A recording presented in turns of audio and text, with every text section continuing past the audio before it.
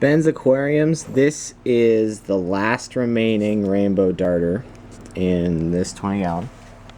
As you can see, the plants have been growing fairly well. Hold on, we'll see if it focuses. There we go.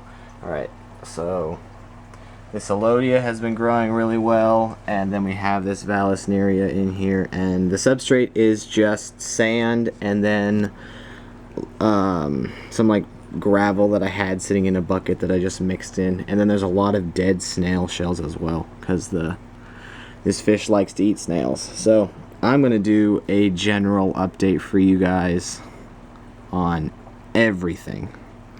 So I just fed everybody some bloodworms, so everyone is full and just relaxing and chilling. So 20 gallon, one rainbow darter left, and the plan for this tank is I actually have a plan, and I'm actually going to do it because I want to do it. So I'm going to get, this is going to be pretty boring, but I'm going to get 10 white cloud minnows for this tank. I thought that would be a good addition to this tank because those are very hardy fish, they're very bulletproof, and going into school I want to have fish, but I don't want to have to constantly deal with problems with the tanks, because then it just becomes really stressful for me and I don't like it. So, oh, and I just got a new light bulb. Same fixture, haven't been running this fixture for a while because I haven't had a light bulb, but I just sold some more fish and got some store credit, so I got a new light bulb. So we have some duckweed up top, we have the Folia down below, and then we have the Vallisneria.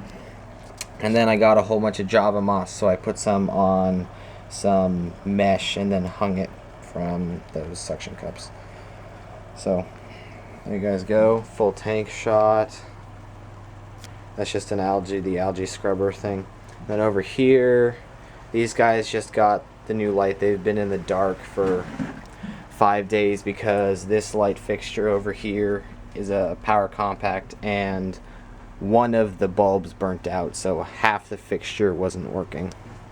So over here we have the Harlequin rasboras, and there's a group of 7 of them in here, and they're all still doing extremely well. And then the newest addition to my fish family is a female crowntail betta fish. I went to the fish store yesterday. Was it yesterday or the day before? I can't remember. I'm so busy I don't remember. But I saw these and I looked at the tanks. They had like 2 tanks of them. And I thought, man, I really want one of these. So I got one. So most likely there will not be a breeding project with the male betta, but I thought it was a pretty cool fish, and I've never owned a male betta fish. So she's in this tank with the 7 Harlequin rasboras.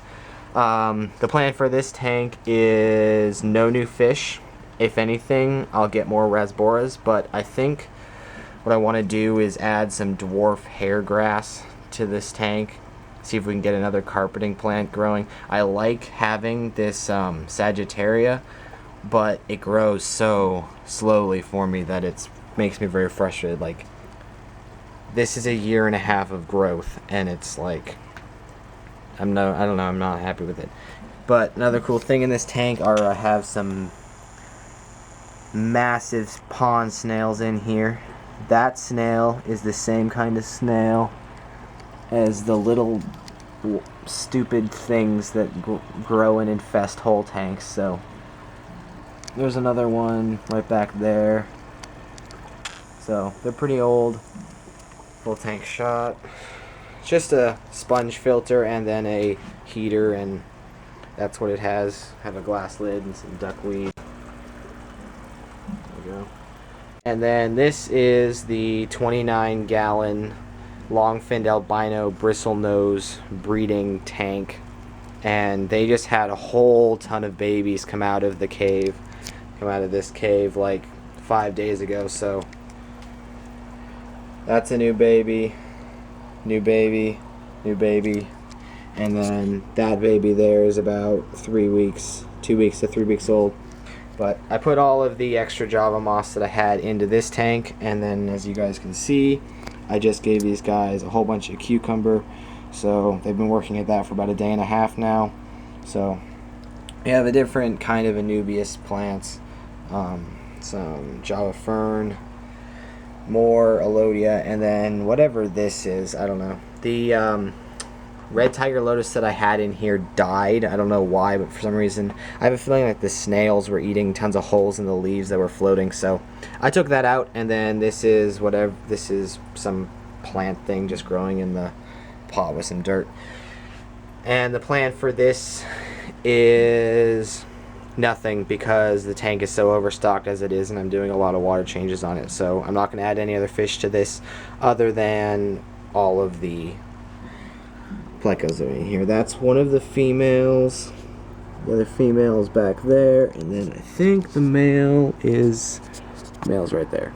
So, and then down below we have the grow out tank, and I have the massive Cascade canister filter on this tank. So this tank is over filtered, and then I added some sand to the bottom as well, and then we have water lettuce on the top, and we have a whole bunch of plecos that are ready to be sold to the fish store. So I think I'll be making it run over there. I think I have about 15 standard fin, and then 5 or 6, maybe 7 of the long fin variety. So that should get me a little bit of cash, and I'll be able to get the fish that I want to.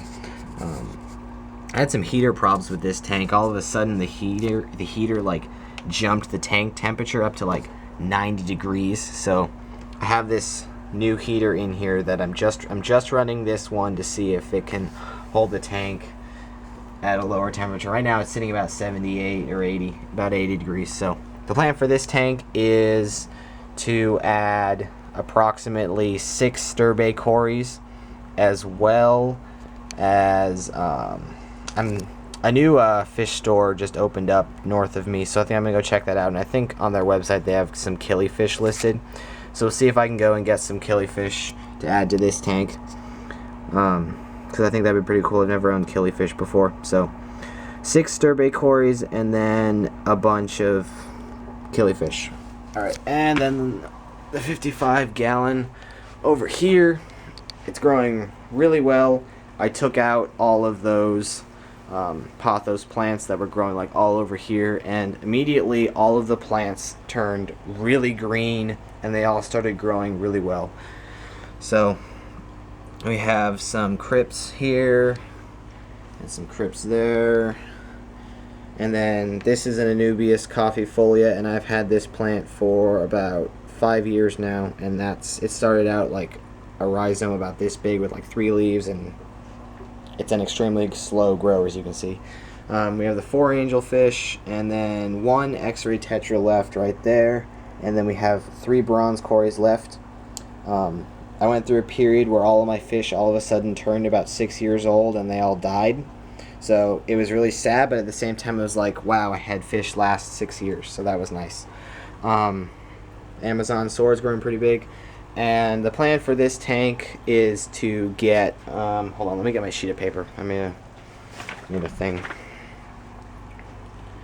I'm going to get 10 X-ray tetras, because that fish store has a buy 10 for a cheaper price than if I was to buy 9 of them. So I'm going to get 10, and then I'm going to get 6 bronze cories for here, and then throwing something in the air.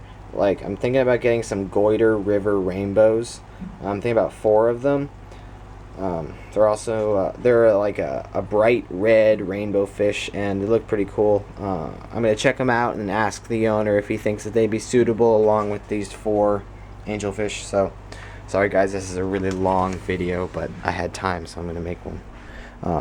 And then over here we have the 10-gallon tank with Gil, the male betta fish, and so he's doing really well. He's right here. So he adjusted really well to the tank. I don't know if I've done a video since I got him, but is the camera gonna focus for us? There we go. So 10-gallon aquarium, there's a heater, there's a Marineland power filter, and then just a cheapo desk lamp, which with a 6500K spiral bulb in it.